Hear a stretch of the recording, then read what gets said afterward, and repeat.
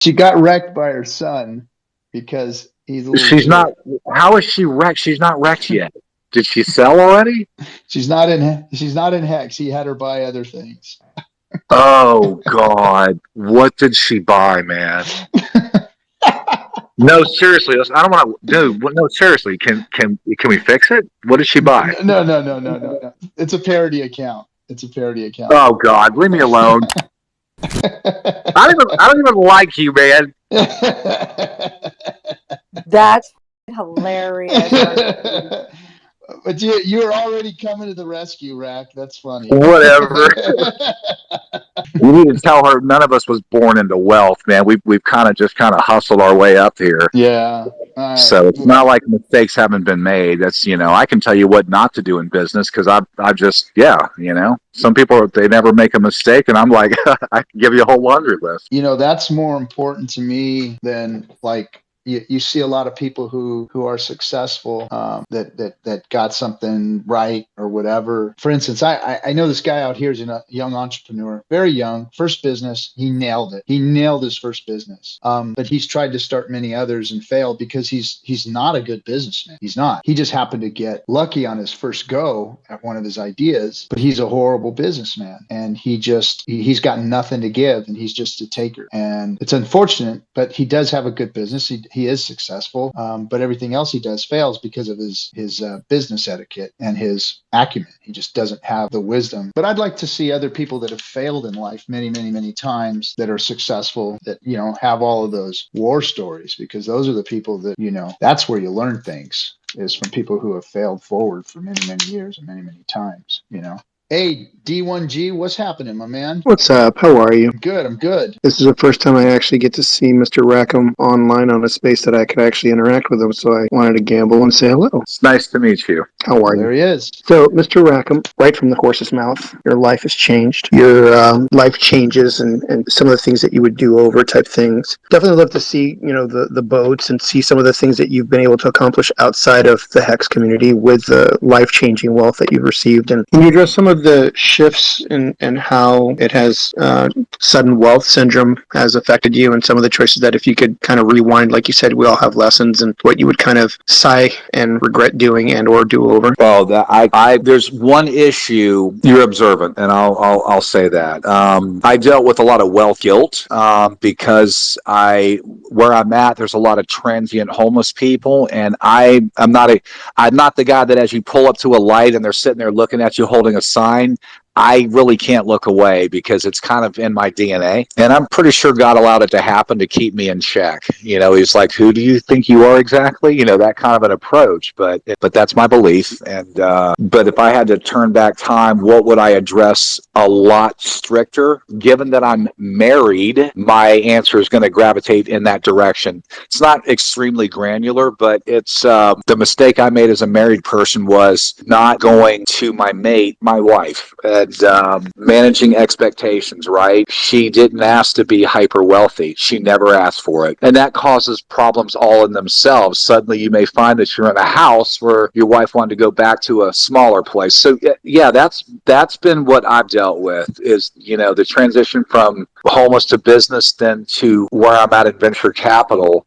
And yeah, you deal with a whole lot of, you vacillate through a whole myriad of feelings. You really actually do. I'm not trying to carry on and ramble, but if you're going to get wealthy, guys, make sure if you're married, I'm serious, man. If you love your wife, if you love your husband, some of you are going to say you're right. I would manage expectations and make sure that whatever it is that you're going to drag that lifestyle into, make sure that they want that as well. And that's probably the best answer I could really give you from my personal experiences. Thank you. I appreciate that. That was very humbling and very interesting to hear. And yes, I am observant because that's kind of my job scope. So thank you. I appreciate that. Yes, sir. I recently listened to one of a rant that you had, and you pretty frank, which was really eye opening in regards to like the number of people that were listening, and you basically just put it out there that, hey, in a majority of you people that are on this are likely not to see extreme wealth because your unwillingness to be able to have a real recognize their delayed gratification. Bingo.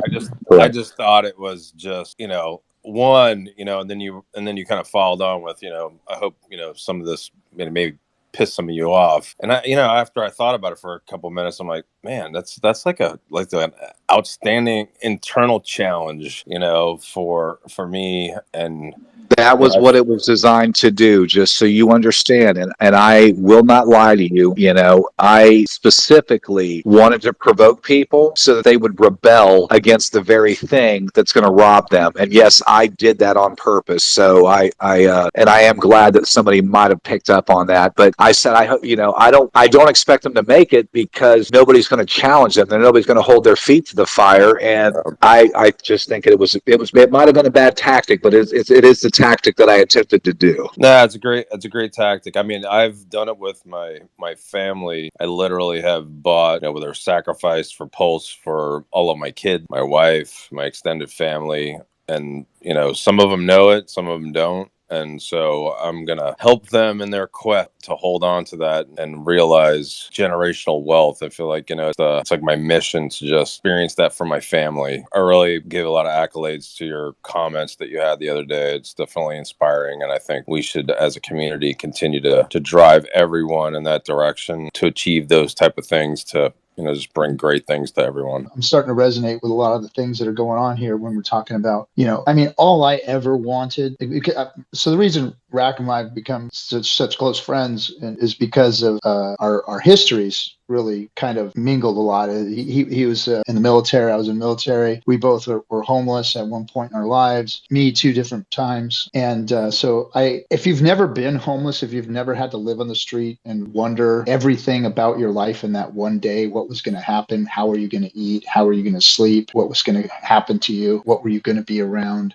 It's something that you can't explain to people who've never been there. It's one thing if you drive by and you see somebody on the streets and you feel for them, but it's another thing when you've been there, So I resonated with him and that story that he has. And all I've ever wanted was to, be where I'm at today, I never thought that I would be able to have a family and a home and a car. I mean, just the regular things, that didn't seem like that was in my future ever, and then to actually become successful on top of that has been very humbling. And I think, that's why when Rack and I talk, we resonate with one another because we both want the same things. We want everybody to be able to achieve these things and learn the lessons that we've learned. I mean, some of the lessons I hope you never have to learn. If you've never been homeless, I don't want you to have to ever be homeless. But to learn the lessons that we've learned in gathering wealth and attaining it. Like when I see where Rackham has taken himself to, I see myself actually starting to achieve that type of wealth with crypto now. It's very interesting to see how my life is changing. And like you said, the sudden wealth syndrome and the changes in my family. Like a quick little story, like that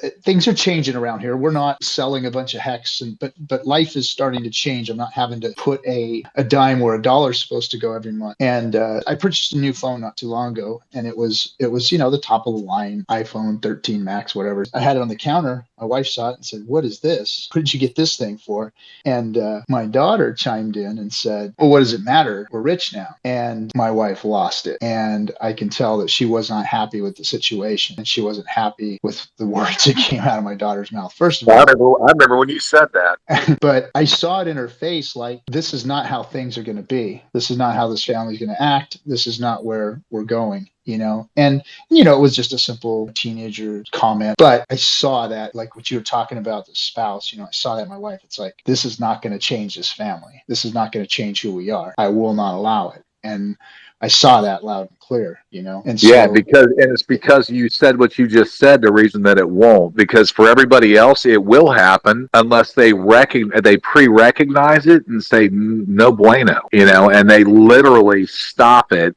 Because I'm telling you right now, take a family that's in crypto or is in Hex or Pulsechain right now. And if the dad is working, okay, 50, 60, 70K a year. That's the average. The mom and dad are working maybe 100, 120. Because, really, when you do the math, it's going to be rear those numbers. And all of a sudden, you inject $2-3 million on them. If their marriage survives, I will be floored. Yeah.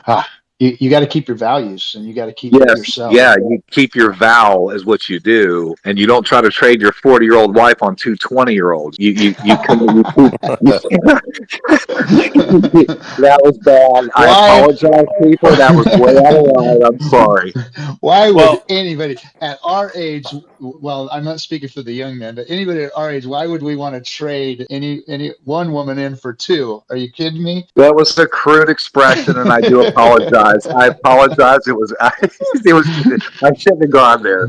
I think the most important thing is to recognize that your life is going to change and that you need to make appropriate adjustment to compensate for the change that it will have. And right, to be able to maintain the values that you have, that you currently have in a new, and be able to see that looking forward, I think is important, because to be able to be naive to think that it's not going to change your life, it's going to change your life. And so if you don't think you prepare for it, then I think you get wrecked. Right, but the problem Yeah. is there's one element that goes bad a lot. And when you get that kind of wealth, if you've got brothers, sisters, you've got extended family, I promise you they're going to notice. And if you get into the habit of lending them money or something, you probably just killed that relationship, and you'll see in time what I'm talking about. True. Your values, and understand that that kind of stuff is going to change because your life is changing because of the money that's there. So you have to prepare for stuff like that. How am I going to deal with the extended family that's going to maybe continuously ask me for money, or think that,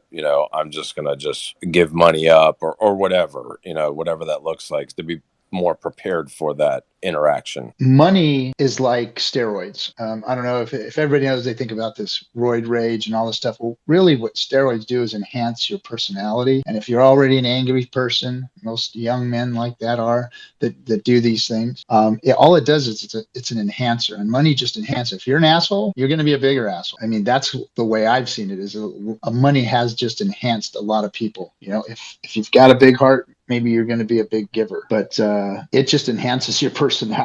I would say one common factor that it will, if somebody's disposition is going to be compounded, you're correct. That is absolutely accurate. But one factor that no matter who you are, that I always seem to see get affected when wealth comes into play is your patience. Your patience in dealing with nonsense or drama drops dramatically, and that's what starts causing compounding issues within the family or the infrastructure of extended family. I'm thankful that I've been through a lot of that, but here's the deal. I still deal with it to this day, and it can be, the scenario doesn't even have to be the same one. It can change, and you're still going to deal with it. I've watched so many friends no longer speaking to cousins, aunts, uncles, family members because of a business loan or a business idea that went south, and they kept bleeding them out. And it's just, you guys have got to guard yourselves. I'm telling you right now, know who your friends really are, know who your family really is, and what their intent, even family's intent. And try not to find the love of your life the day that mainnet launches. Please. Somebody gave me some good advice, and I can't remember if it was you or not, Rex. Somebody told me when they became wealthy, he said whenever a family member came to him, he said, look, I'm not going to loan you money, but I'm going to give you what you want. And this is one time. I'm going to give you money one time. And one time I'm going to give you what you want. Is this the time you want? Do you want it now? And he gives them one chance to get money from it. He sets those expectations right off the bat, and they'll either say no, I'll wait and I'll ask for some more later or something or whatever. But it makes them think, and then he doesn't have to worry about them asking. That's pretty cool. I like that. Yeah. He said, you have one time. I'm going to give you money no matter what. You don't have to borrow it from me, but here it is. But you're only going to get it once. Sets the expectations right away, handles it. He takes care of that family member, and then they won't ask again. Hey, Rack, what was your most impactful thing that happened in your transition from where you were to where you are today? In regards to like how that transition impacted yourself or people close to you? I would say the most moving thing, if that's the way I'd like to answer it, what has impacted me the most, or what did I see or experience or get to do or was immersed into in the transitional period up to now that impacted me deeply? If that's the question, or if I can address that question, I would say hands down 100% when I went back to the church and paid them their money back 100-fold, which I didn't even want to tell you that. That's nobody's business. Nice. But That's a biblical protocol that a thief does, when he's done wrong or he wants to repay. Now, it's a unit of example and it's done by the conscious, but I use that as my litmus, and that's what I did. And I would have preferred that nobody ever knew, but that's an honest question, and there's your honest answer. Nice. That's huge. That really was a weight.